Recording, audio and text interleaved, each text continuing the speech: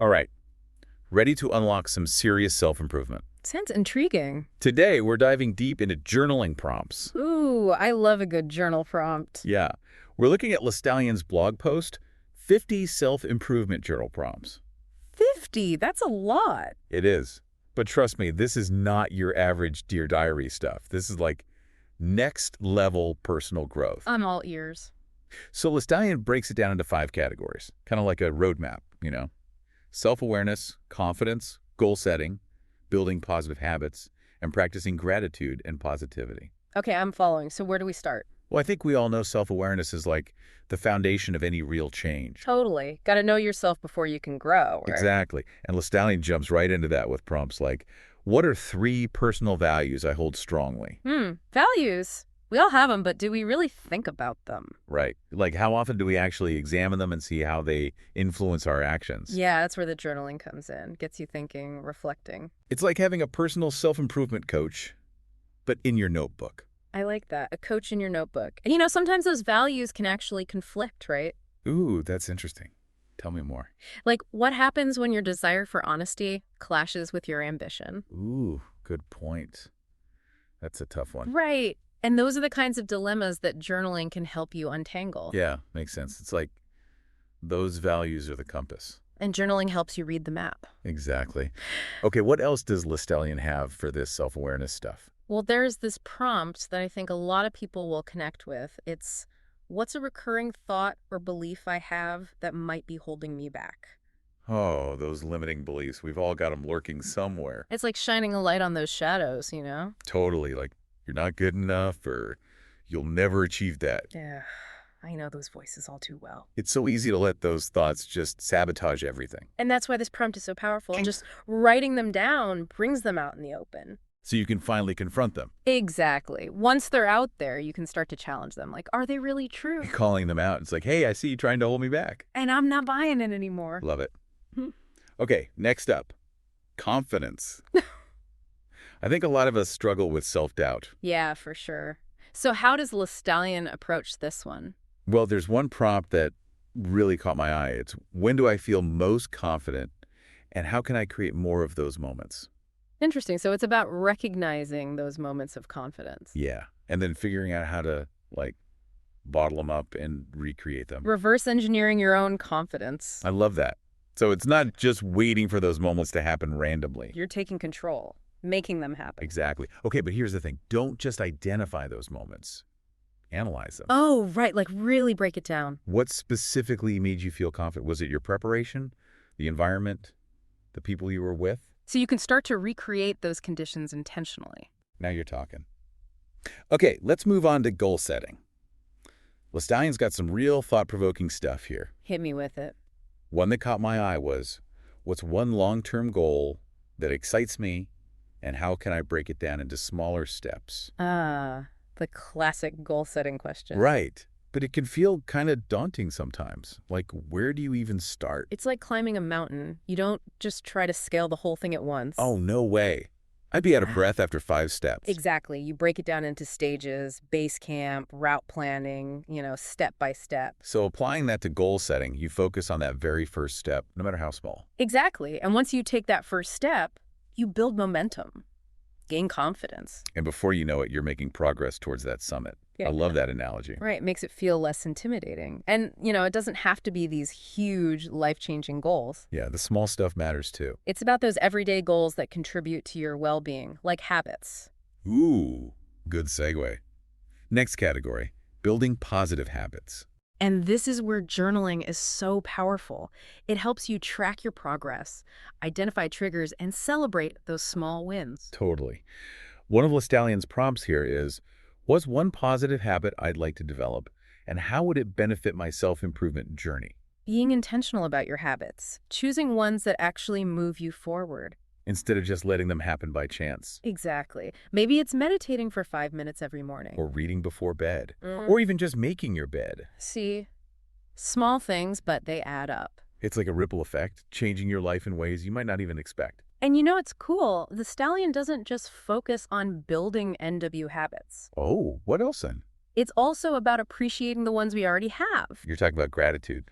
Our final category. Ding, ding, ding, we made it! Practicing gratitude and positivity. I feel like gratitude is such a buzzword these days. It is, but it really does make a difference. It does. So how does Lestallion approach it? Well, there's this simple but powerful prompt. What is one thing I'm grateful for today, no matter how small? So simple, but it can really shift your perspective. It's so easy to get caught up in what's going wrong, you know? Totally. But when you take a moment to appreciate the good things, it can change everything. It's like training your brain to focus on the positive. And the more you do it, the easier it gets. Like building a muscle. Exactly. And here's the thing. Gratitude isn't just about feeling good. What else then? There are actual benefits for your mental and physical health. People who practice gratitude are happier, healthier, more resilient. Wow, that's amazing. So it's not just a feel-good thing. It has real impact. Right. And it can even improve your relationships. When you're grateful for the people in your life, you're kinder, more compassionate. Makes sense. What you appreciate appreciates, right? Exactly. Gratitude is a win-win all around. I feel like we've covered so much ground already. And we've only just scratched the surface. I know. There's so much more to unpack here. Well, in our next segment, we'll dive deeper into specific prompts and see how to put them into action. All right, welcome back.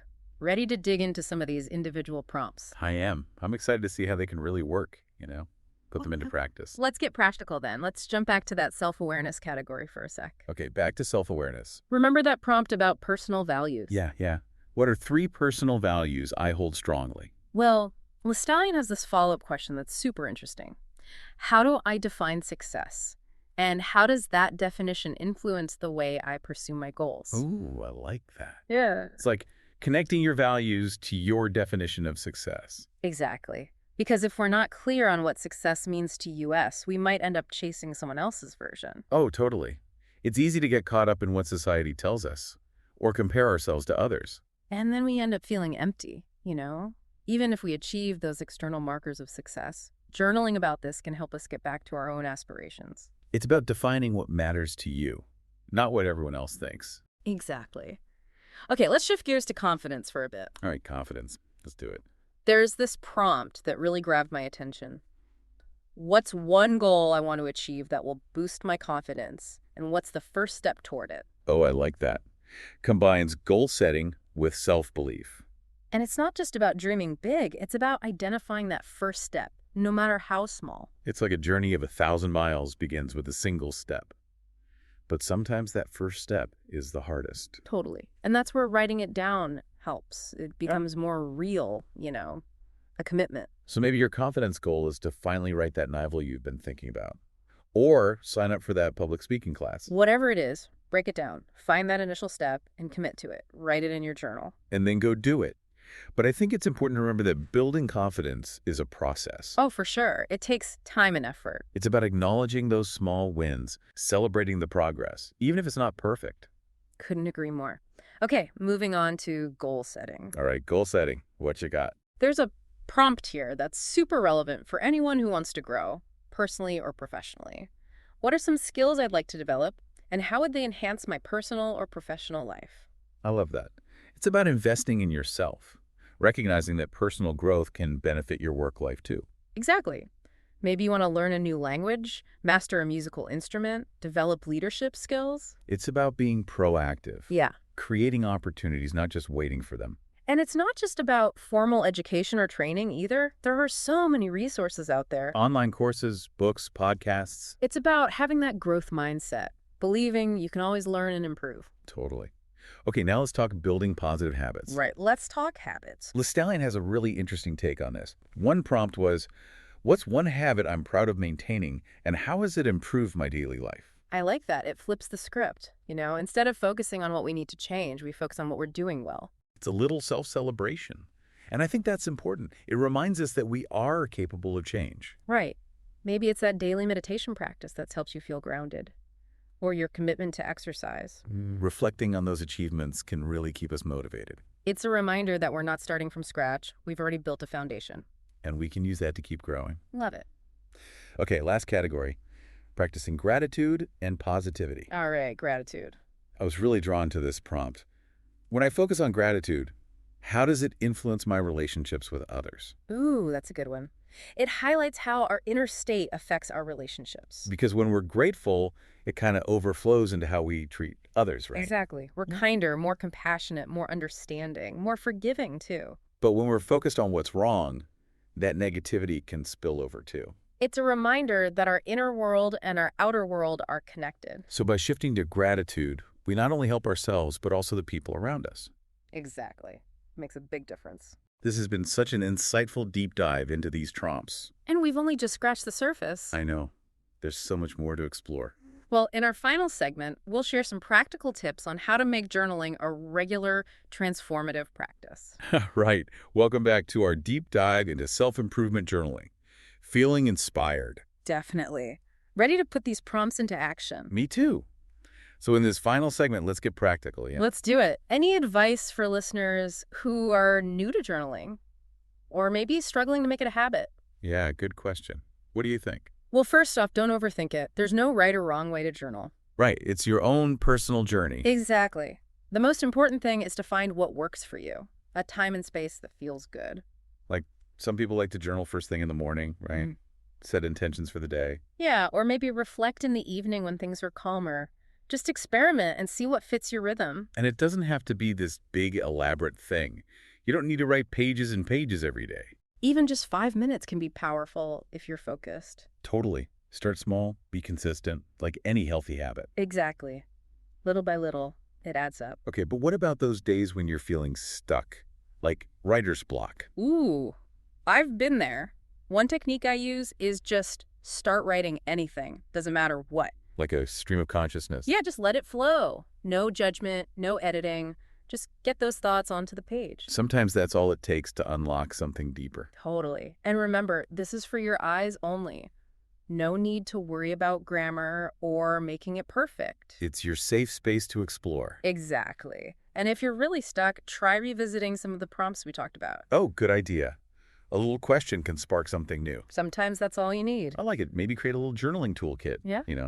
Your favorite pens, nice notebook, a list of prompts. Keep it handy so you can just dive in whenever inspiration strikes. Perfect. And as you keep journaling, remember it's a process, right? Be patient with yourself. It's about self-discovery. There will be ups and downs.